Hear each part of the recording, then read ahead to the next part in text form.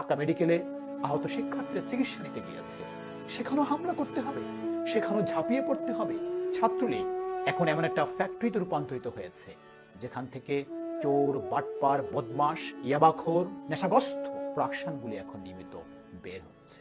যদি আপনার ভোটে সরকার গঠন হয়, তখনই আপনি একটা দেশের নাগরিক হয়ে উঠতে পারেন।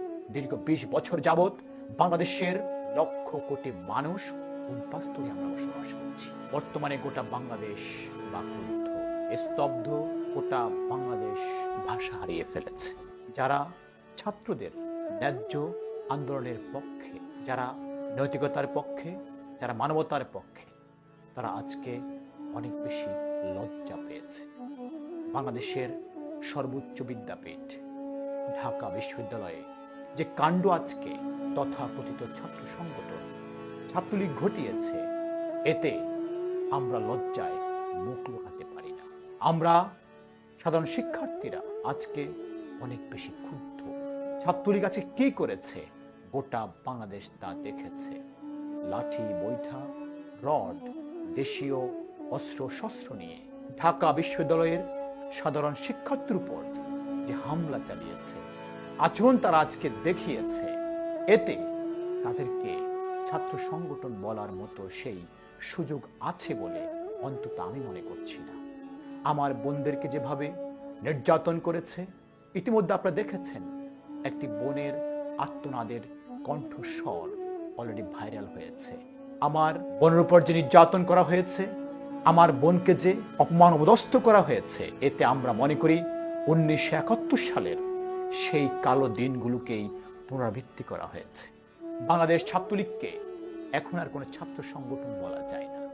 ছাত্রলীগ এখন এমন একটা ফ্যাক্টরিতে রূপান্তরিত হয়েছে যেখান থেকে চোর, বাটপার, বদমাশ, ইয়াবাখোর, নেশাগ্রস্ত প্রাকশানগুলি এখন নিয়মিত বের হচ্ছে। তাদের আজকের আচরণ এটাই প্রমাণ করেছে তারা সুন্দরবনের হিংস্র জানোয়ারকে তারা আজকে হার মানিয়েছে। সাধারণ শিক্ষার্থীদের মধ্যে স্লোগান তুলেছে, শিক্ষা ছাত্রলীগ একসাথে চলতে পারে না।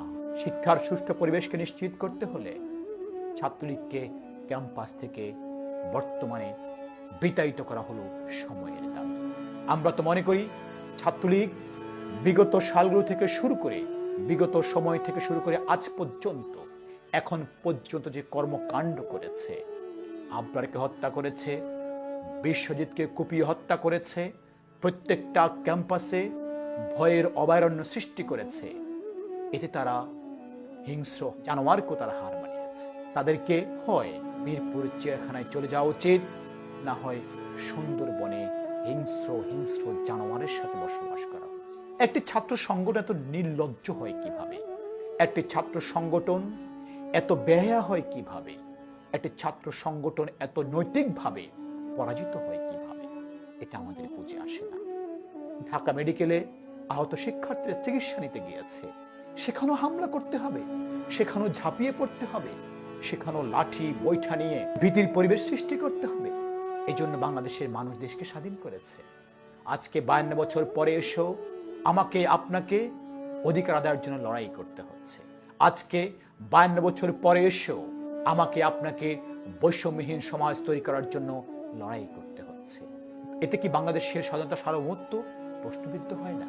এতে কি আমরা সত্যিকারই স্বাধীন জাতি হতে পেরেছি কিনা, সত্যিকারী নাগরিক হয়ে উঠতে পেরেছি কিনা, এটি এখন বড় প্রশ্ন হয়েছে। মনে রাখবেন, যদি আপনি ভোট দিতে পারেন, আপনি তখনই একটি দেশের নাগরিক। যদি আপনার ভোটে সরকার গঠন হয়, তখনই আপনি একটি দেশের নাগরিক হয়ে উঠতে পারেন। দীর্ঘ 20 বছর যাবৎ বাংলাদেশের লক্ষ কোটি মানুষ উদ্বাস্ত হয়ে আমরা বসবাস করছি। মনে রাখবেন, যদি আপনি ভয় পান, তাহলে আপনি শেষ। আর যদি প্রতিরোধ প্রতিবাদের দেওয়াল গড়ে তুলতে পারেন, তখনই পাবো একটি স্বাধীন সার্বভৌম অংশগ্রহণমূলক একটি সুন্দর